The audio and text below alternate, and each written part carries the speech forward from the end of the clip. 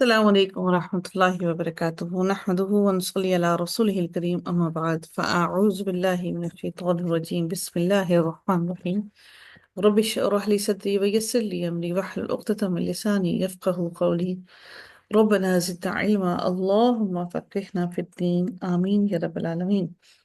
آغاز ہوتا ہے ہمارا چھٹے پارے سے۔ اللہ تعالیٰ اور سورۃ النساء چل رہی ہے، اور دیکھتے ہیں آج اللہ تعالیٰ اس میں کیا کیا احکامات اللہ نے نازل کیے، ان کو سمجھنے کی کوشش کرتے ہیں، اس دعا کے ساتھ کہ اللہ تعالیٰ ہمارے سینے کو کھول دے کہ ہم اللہ تعالیٰ کی ان احکامات کو بہترین طریقے سے سمجھ سکیں اور سیکھ سکیں اور اس پر عمل کر سکیں۔ رب کائنات ارشاد فرماتے ہیں لا يحب اللہ الجہر بالسوء من القول الا من ظلم۔ اللہ تعالیٰ ارشاد فرماتے ہیں اللہ تعالیٰ برائی کی بات کے ساتھ آواز بلند کرنا پسند نہیں کرتا مگر جس پر ظلم کیا گیا ہو، اور اللہ تعالیٰ ہمیشہ سے سب کچھ سننے والا ہے، یہ ایک بہت، اور سب کچھ جاننے والا ہے۔ یہ بہت اہم ترین بات ہے کہ اللہ تعالیٰ اس بات کو پسند نہیں کرتا کہ آپ کوئی غلطی کریں اور غلطی کرنے کے ساتھ ساتھ اس بات کا چرچا بھی کریں اور اپنی برائی کو سب کے اندر پھیلائیں بھی، اور سب کو بتاتے پھریں کہ آپ نے یہ کام کیا ہے۔ یاد رکھیے یہ کیوں منع کیا گیا ہے کہ ایک تو ہم سے اگر کوئی غلطی ہو جاتی ہے تو ممکن ہے کہ رب کائنات اپنی رحمت سے اس گناہ کو ہمارے معاف کر دے، ہم سے درگزر کر دے۔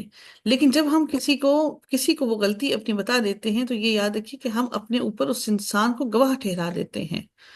تو اپنی غلطیوں کو اس طرح سے ہر کسی کے سامنے کھول کھول کر بیان نہ کیجیے کہ ہم نے یہ ہم نے کام کیا ہے۔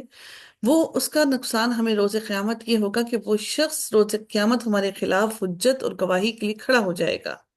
اللہ تعالیٰ پسند نہیں کرتا کہ آپ غلطی کریں، یعنی کہ گناہ کریں اور برائی کریں، اور برائی کرنے کے بعد اپنی آواز کو بلند کر کے سب کو بتاتے پھریں، مگر جس پر ظلم کیا گیا ہو اور اللہ تعالیٰ ہمیشہ سے سب سننے والا ہے، یعنی اگر کسی پر ظلم کیا گیا ہو، اس کی حق تلفی کی گئی ہو، تو اس سلسلے میں وہ بات کر سکتا ہے، سب کو بتا سکتا ہے، تاکہ اس کی ظلم کی تلافی اور اس کے اوپر جو ظلم کیا جا رہا ہے اس کی تلافی کی جا سکے۔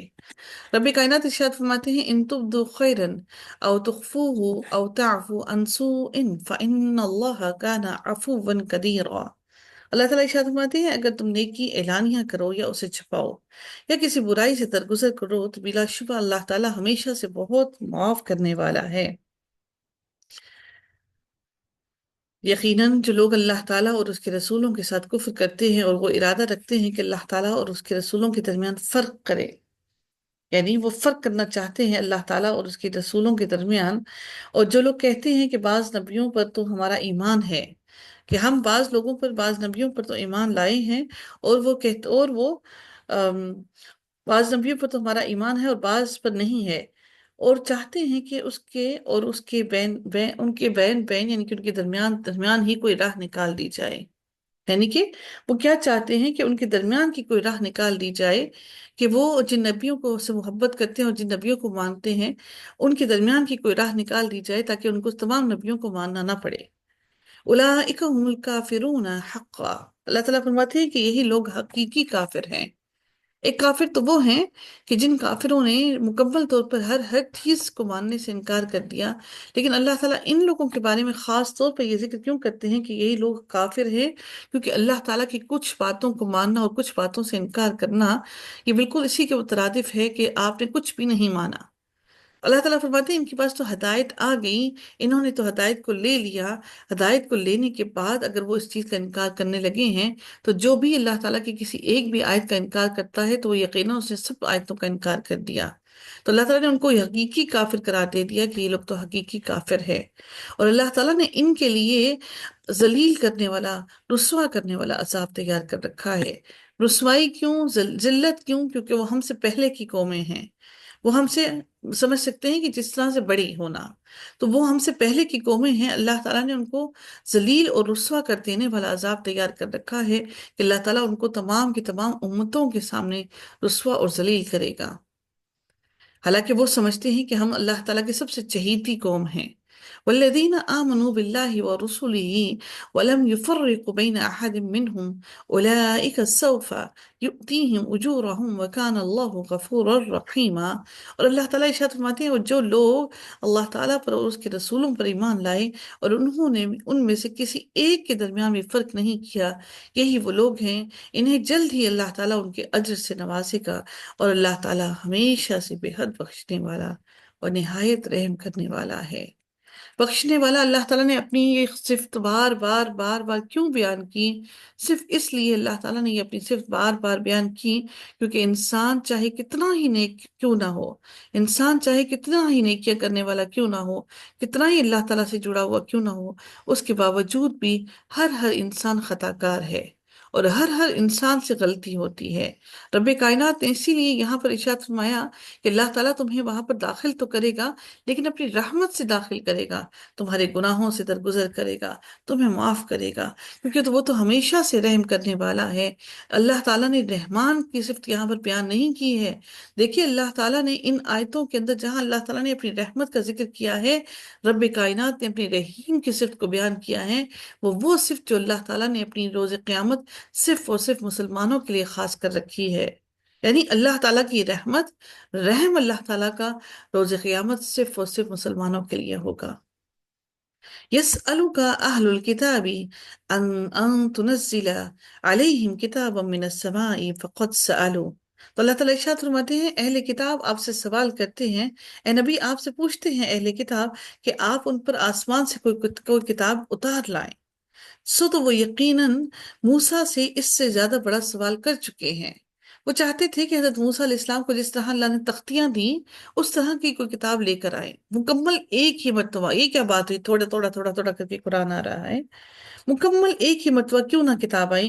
تو اللہ تعالیٰ فرماتے ہیں موسیٰ سے تو انہوں نے اس سے بھی بڑا سوال کیا۔ کیا سوال کیا انہوں نے؟ چنانچہ انہوں نے موسیٰ علیہ السلام سے کہا کہ ہمیں اللہ تعالیٰ کو بالکل سامنے دکھا دو۔ اللہ تعالیٰ کی جاہ و جلال سے ان کو ڈر اور خوف بھی نہ آیا۔ اللہ نے فرمایا تو ان کے ظلم کی وجہ سے انہیں بجلی کی کڑک نے پکڑ لیا، پھر انہوں نے، اب اللہ تعالیٰ نے پھر ان کو موت دینے کے بعد پھر زندگی دی، پھر اللہ تعالیٰ فرماتے ہیں پھر انہوں نے بچڑے کو معبود بنا لیا۔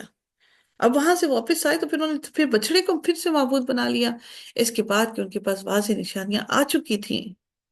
تو ہم نے اس سے درگزر کیا اور ہم نے موسیٰ کو واضح غلبہ عطا کیا۔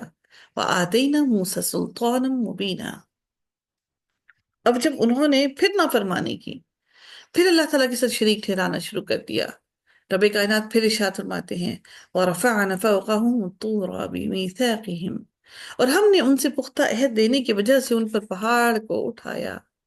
پہاڑ کو بلند کرنے سے مطلب دو تفاسیر بیان ہوتی ہیں۔ ایک تو یہ کہتے ہیں کہ پہاڑ کو بلند کرنے سے مطلب یہ ہے کہ پہاڑ بہت بلند تھا، اور پہاڑ جب زلزلہ ایسا زلزلہ آیا کہ اس زلزلے سے ایسے معلوم ہوا کہ پہاڑ ان کے اوپر آ کر گر جائے گا۔ اور کچھ کہتے ہیں اس کی تفسیر کے اندر یہ کہتے ہیں کہ حقیقت میں پہاڑ کا کچھ حصہ اٹھا کر ان کے سروں پر بلند کر دیا گیا، اور یہ لوگ جب سجدے میں پڑے اللہ تعالیٰ کے آگے دعا کرنے لگے کہ اللہ تعالیٰ ان کو معاف کر دے، تو ان لوگوں نے کیا کیا کہ ایک نظر ان کی اوپر پہاڑ کی طرف اور ایک نظر ان کی نیچے کی طرف تھی کہ کہیں ایسا نہ ہو کہ پہاڑ ان کے اوپر آ کر گر نہ جائے۔ یعنی ان کو دلوں میں پختگی نہ تھی کہ اللہ تعالیٰ ان کو معاف کر دے گا۔ اللہ تعالیٰ پھر فرماتے ہیں کہ پختہ عہد ہم اللہ نے کیا لیا ان سے کہ وہ اللہ کے ساتھ کسی کو شریک نہیں ٹھہرائیں گے۔ اللہ تعالیٰ نے صرف اور صرف ایک بات ہم انسانوں سے مانگی، ایک بات ہم انسانوں سے کہی کہ میرے ساتھ کسی کو شریک نہ ٹھہراؤ۔ بار بار بار بار رب کائنات میں نے قرآن میں بار بار تذکرہ کیا کہ میں سب کچھ معاف کر دوں گا، لیکن اپنے ساتھ کسی کو شرکت میں معاف نہیں کروں گا۔ اگر آپ کسی جائیداد کے مالک ہیں، اگر اللہ تعالیٰ نے آپ کو جائیداد دے رکھی ہے، ایسے ہی کوئی آپ کا رشتہ دار اٹھ کر آ جائے اور کہے کہ نہیں جی یہ جائیداد تو میری ہے، تو آپ کا اس معاملے میں جتنی محنت سے آپ نے وہ جائیداد کمائی، اپنا خون پسینہ ایک کر کے کمایا، اگر کوئی اور آ کے اس کے اندر شریک ہو جائے تو کیا آپ سے برداشت ہوگا؟ تو یہ کائنات، اس ساری دنیا کی تخلیق رب کائنات نے بنائی، اور پھر ہم پلٹ کر جاتے ہیں دوسرے لوگوں کی طرف، پھر ہم وسیلے تلاش کرتے ہیں کہ ہم ان وسیلوں سے اللہ سے مانگیں۔ تو کیا اللہ تعالیٰ کو میری اور آپ کی دعا قبول کرنے کے لیے نعوذ باللہ کسی وسیلے کی ضرورت ہے؟ اللہ تعالیٰ نے ہم سے پہلے تمام قوموں سے یہی بات کہی کہ اللہ کے ساتھ کسی کو شریک نہ ٹھہرانا۔ اور ہم نے ان سے کہا کہ دروازے میں سجدہ کرتے ہوئے داخل ہو جاؤ، اور ہم نے ان سے کہا کہ ہفتے کے دن میں تم زیادتی نہ کرو، اور ہم نے ان سے ایک انتہائی مضبوط عہد لیا تھا، پکا پختہ عہد لیا تھا۔ چنانچہ پھر بھی انہوں نے کیا کیا؟ انہوں نے اس عہد کو، پختہ عہد کو توڑا، اور اللہ تعالیٰ کی آیات کا کفر کرنے، اور پیغمبروں کو ناحق قتل کرنے، اور یہ کہنے کہ ہمارے تو دلوں میں غلاف، ہمارے دل غلافوں میں ہیں۔ ہم مسلمان کیا کہتے ہیں؟ ہمارے پاس وقت نہیں ہے، ہمارے پاس ٹائم نہیں ہے، ہمارے پاس رسپانسبلٹیز بہت ہیں، ہم اس لیے قرآن کی طرف اور اللہ تعالیٰ کے دین کی طرف نہیں آ سکتے۔ اچھا، اس کے بعد حوصلہ ہمارے دلوں میں کیا آتا ہے؟ اگر ہمارے پاس وقت ہو تو ہم کہتے ہیں کہ ہمارے پاس اگر وقت ہو تو ہم کہتے ہیں کہ ہم نے قرآن پڑھا ہوا ہے۔ تو یقین کیجئے، یہ قرآن وہ چیز ہے جس کو بار بار پڑھنے کی ضرورت پڑتی ہے، آپ کو ایمان کی بار بار تازگی کی ضرورت پڑتی ہے۔ اس قرآن سے تعلق اور رشتہ ایسا نہیں کہ زندگی میں ایک دفعہ پڑھ کر آپ اس تعلق کو، اس رشتے کو چھوڑ دیں۔ آج اللہ نے یہ رشتہ قائم کیا تو اس کو ہمیشہ قائم رہنا چاہیے۔ تو وہ تو کہتے ہیں کہ ہمارے دل تو غلافوں کے اندر ہیں، اور وہ بھی ایسے جو بالکل پیور ہیں، جن میں سے پانی اندر اتر بھی نہیں سکتا، یعنی رحمت نہیں اتر سکتی، کوئی ہدایت نہیں اتر سکتی، بلکہ ان کے دل کفر کی وجہ سے اللہ تعالیٰ نے ان کے دلوں پر مہر لگا دی ہے، سیل کر دیا ہے۔ ان میں سے بہت ہی کم لوگ ایسے ہیں جو ایمان لاتے ہیں، اور ان کے کفر کی وجہ سے، اور مریم پر ان کے بہتان عظیم کی وجہ سے۔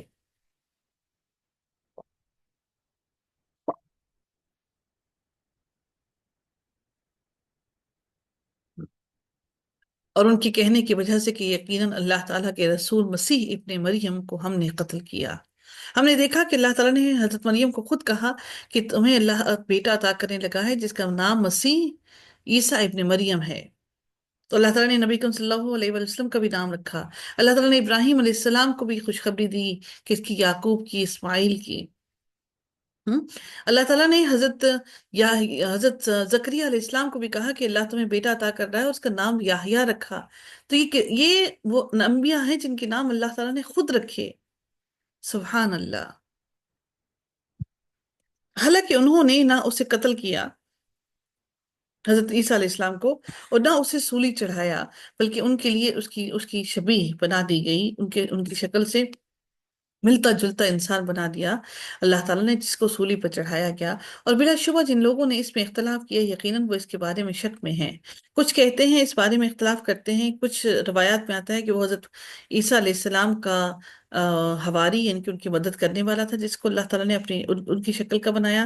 اور کچھ روایات میں آتا ہے کہ وہ حضرت عیسیٰ علیہ السلام کا جو پیچھا کرنے والا آدمی تھا، اس کو اللہ تعالیٰ نے حضرت عیسیٰ علیہ السلام کی شکل میں بنا دیا، اور اللہ تعالیٰ نے حضرت عیسیٰ علیہ السلام کو ان کی روح اور جسم کے ساتھ پورا مکمل آسمانوں میں اٹھایا۔ یقیناً وہ اس کے بارے میں شک میں ہیں، انہیں ان کے بارے میں گمان کا پیچھا کرنے کے سوا کوئی علم نہیں، اور انہوں نے یقیناً اسے قتل نہیں کیا۔ وما قتلوہ یقیناً وَرَفَعَهُ اللَّهُ إِلَيْهِ، بلکہ اللہ تعالیٰ حضرت عیسیٰ علیہ السلام کے بارے میں بیان کرتے ہیں، بلکہ اللہ تعالیٰ نے اسے اپنی طرف اٹھا لیا، اور اللہ تعالیٰ ہمیشہ سے سب پر غالب، کمال حکمت والا ہے۔ کچھ روایات میں یہ بھی آتا ہے کہ حضرت عیسیٰ علیہ السلام کے بارے میں، کہ حضرت عیسیٰ علیہ السلام، یہ روایات کی بات کر رہی ہوں میں، کہ انہوں نے یہ بھی دعا کی کہ کیونکہ نبی کے بارے میں، حضرت محمد صلی اللہ علیہ وسلم کے بارے میں بھی سب نبیوں کو علم تھا، ان کو علم تھا، حضرت عیسیٰ علیہ السلام کو، ان کی قوم کو بھی علم تھا کہ نبی کریم صلی اللہ علیہ وسلم آئیں گے، کہ وہ نبی کریم صلی اللہ علیہ وسلم کی امتی ہو کر فوت ہوں گے۔ لیکن بہرحال اللہ تعالیٰ نے یہ ساری معاملات ایسے ہی لکھ رکھے تھے، اور حضرت عیسیٰ علیہ السلام آئیں گے دنیا میں، اور وہ نبی کریم صلی اللہ علیہ وسلم کے امتی ہو کر فوت ہوں گے۔ سبحان اللہ!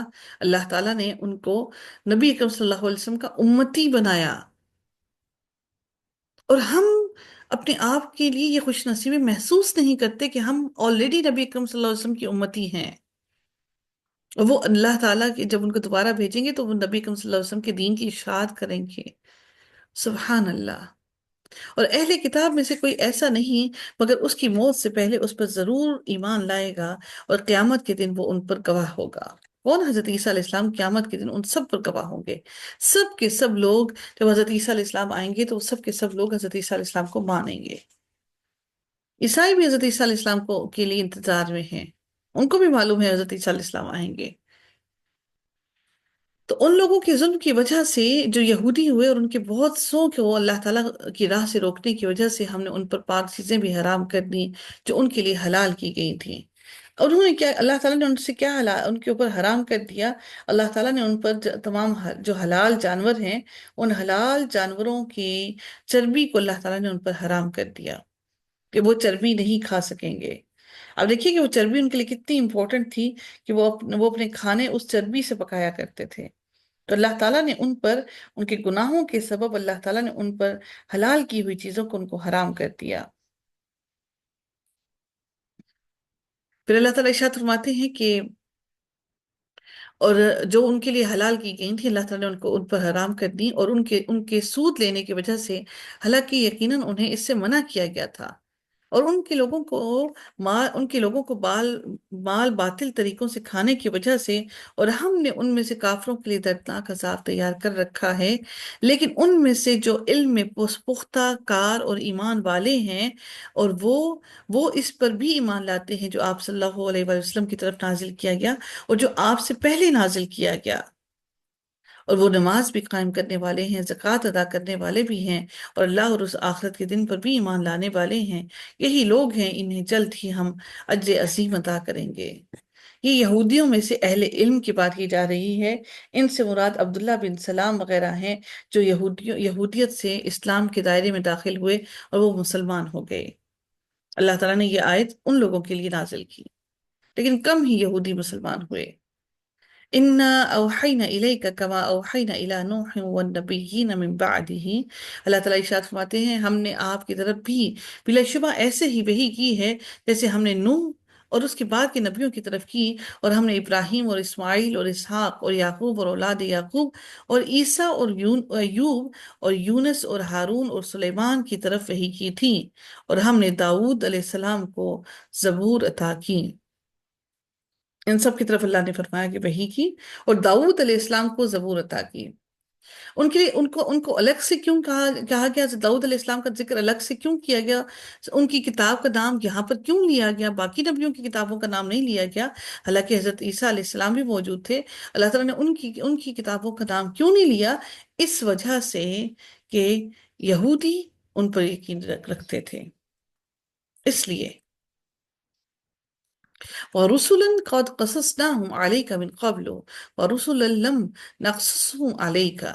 اچھا، حضرت یہودی جو ہیں وہ حضرت عزیر علیہ السلام کو نعوذ باللہ اللہ کا بیٹا کہتے ہیں. کیوں کہتے ہیں وہ؟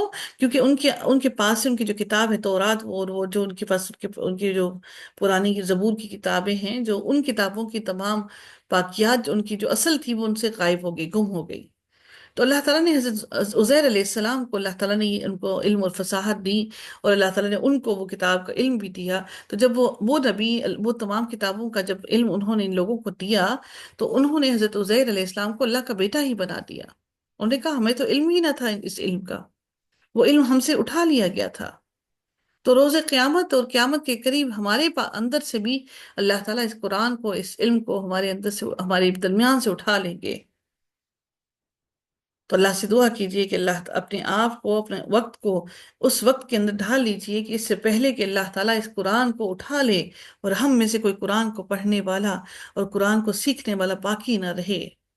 اپنی نسلوں کو اس قرآن سے جوڑ دیجئے اس سے پہلے کہ اس کے الفاظ اٹھا دیے جائیں اور بس صاف کر دیے جائیں. اور وہ رسول جن کے حالات یقیناً ہم پہلے ہی آپ پر بیان کر چکے ہیں، اور وہ رسول بھی جن کے حالات ہم نے آپ پر بیان نہیں کیے.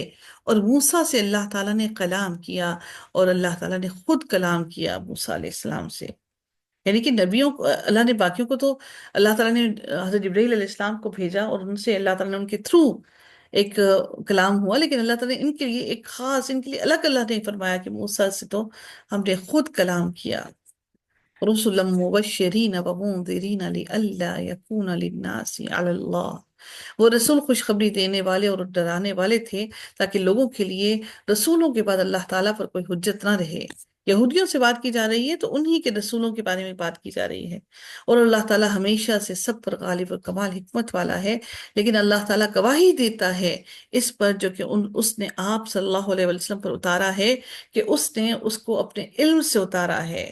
اللہ تعالیٰ نے جو بھی یہ قرآن کے الفاظ اتارے ہیں یہ اللہ تعالیٰ کا علم ہے. تو کیا ہمارے پاس ہمارے لیے اتنا آسان ہوگا اللہ تعالیٰ کے علم کو سیکھنا؟ کیا ہم اللہ تعالیٰ کے اس علم کو سیکھنے کے لیے اپنی نیندیں حرام نہیں کریں گے؟ ہم اپنی نیندوں کی قربانی نہیں دیں گے؟ ایسے کیسے ہمیں اللہ تعالیٰ کے علم میں سے علم مل جائے گا؟ وہ پاک ترین ہستی. تو اللہ تعالیٰ فرماتے ہیں اس کو ہم نے اپنے علم سے اتارا، اور فرشتے بھی گواہی دیتے ہیں، اور اللہ تعالیٰ کافی گواہ ہے. یقیناً جن لوگوں نے کفر کیا اور اللہ کے راستے سے روکا وہ یقیناً گمراہ ہو گئے، اور وہ بہت دور گمراہ ہو گئے. یقیناً جن لوگوں نے کفر کیا اور ظلم کیا، اللہ تعالیٰ ہمیشہ سے ایسا نہیں ہے کہ وہ انہیں بخش دے، اور نہ ہی یہ کہ ان کو کسی راستے کی ہدایت دے. ظالموں کو اللہ ہدایت بھی نہیں دے گا، مگر جہنم کا راستہ جس میں وہ ہمیشہ ہمیشہ رہیں گے، جس میں وہ ہمیشہ ہمیشہ آباد رہیں گے، اور اس پر اللہ تعالیٰ ہمیشہ سے اور یہ اللہ تعالیٰ پر بہت ہی آسان ہے، بجائے اس کے کہ ان کے ظلم کو اللہ معاف کر دے. اللہ کے لیے یہ زیادہ آسان ہے کہ اللہ تعالیٰ ان کو جہنم میں داخل کر دے، کیونکہ اللہ نے تو انصاف کرنا ہے. اے لوگو، یقیناً رسول تمہارے پاس تمہارے رب کی جانب سے حق لے کر آیا ہے، چنانچہ تم ایمان لے آؤ، تمہارے لیے یہی بہتر ہوگا. اور اگر تم کفر کرو گے تو یہ بلا شبہ اللہ تعالیٰ ہی کا ہے، جو کچھ بھی آسمانوں میں ہے اور جو کچھ بھی زمین میں ہے. اللہ تعالیٰ ہمیشہ سے سب کچھ جاننے والا اور سننے والا اور کمال حکمت والا ہے. اے اہل کتاب، اپنے دین سے حد سے نہ گزرو، اور اللہ تعالیٰ پر حق کے علاوہ کچھ نہ کہو. یقیناً مسیح عیسیٰ ابن مریم اللہ تعالیٰ کا رسول ہے، اور اس کا کلمہ جو اس نے مریم کی طرف القا کیا، جو مریم کی طرف ڈالا، اور اس کی طرف سے ایک روح ہے. چنانچہ اللہ تعالیٰ اور اس کے رسولوں پر ایمان لے آؤ، اور مت کہو تین ہیں، یعنی کہ تین خدا مت کہو. عیسائیت کس پر وہ بھروسہ کرتے ہیں کہ تین خدا ہیں، ایک حضرت مریم، پھر حضرت عیسیٰ اور اللہ تعالیٰ. اللہ تعالیٰ فرماتے ہیں یہ مت کہو کہ تین ہیں، تم باز آ جاؤ، یہی تمہارے لیے بہتر ہے. یقیناً اللہ تعالیٰ صرف ایک ہی معبود ہے، وہ پاک ہے. نعوذ باللہ، نعوذ باللہ، نعوذ باللہ. یہ عیسائی حضرت مریم کو اللہ تعالیٰ کی بیوی قرار دیتے ہیں. تو سوچئے کہ ان کی ذہنیت کس قسم کی گندگی ہے کہ اس کی کوئی اولاد ہو، اسی کا ہے جو آسمانوں میں ہے اور جو بھی زمین میں ہے. اولاد کی تو ہمیں ضرورت ہے اپنے تابع بنانے کی، اللہ کو کیا ضرورت ہے اولاد کی؟ اور اللہ ہی وکیل کا کافی ہے. مسیح اس بات میں ہرگز آر نہیں رکھے گا وہ اللہ تعالیٰ کا بندہ ہو، اور جو نہ بندہ ہو اور نہ ہی مقرب فرشتے، اور جو اس کی عبادت سے آر رکھے اور تکبر کرے تو ان قریب اللہ تعالیٰ سب کو اپنے پاس جمع کرے گا. بس وہ لوگ جو لوگ ایمان لائے ہیں اور جنہوں نے نیکیاں کی، تو اللہ تعالیٰ ان کو پورا پورا اجر نہیں دے گا، اور اللہ تعالیٰ ان کا پورا پورا اجر نہیں دے گا، بلکہ اور اللہ تعالیٰ اپنے فضل سے انہیں صرف ان کو اجر ہی نہیں دے گا، بلکہ اللہ تعالیٰ انہیں مزید بھی عطا کرے گا، اپنے فضل سے اس کو بڑھا کر دے گا. یعنی کہ پوری ان کو چیز نہیں ملے گی، بلکہ ان سے بڑھا چڑھا کر اللہ دے گا. اور رہے وہ لوگ جنہوں نے آر سمجھا اور تکبر کیا، تو انہیں دردناک عذاب دے گا. اور وہ اللہ تعالیٰ کے سوا اپنے لیے کوئی دوست اور مددگار نہیں پائیں گے. اے لوگو، تمہارے پاس تمہارے رب کی طرف سے ایک واضح دلیل آئی ہے، اور ہم نے تمہاری جانب ایک واضح نور اتارا ہے. یہ نور کیا ہے؟ یہ قرآن ہے.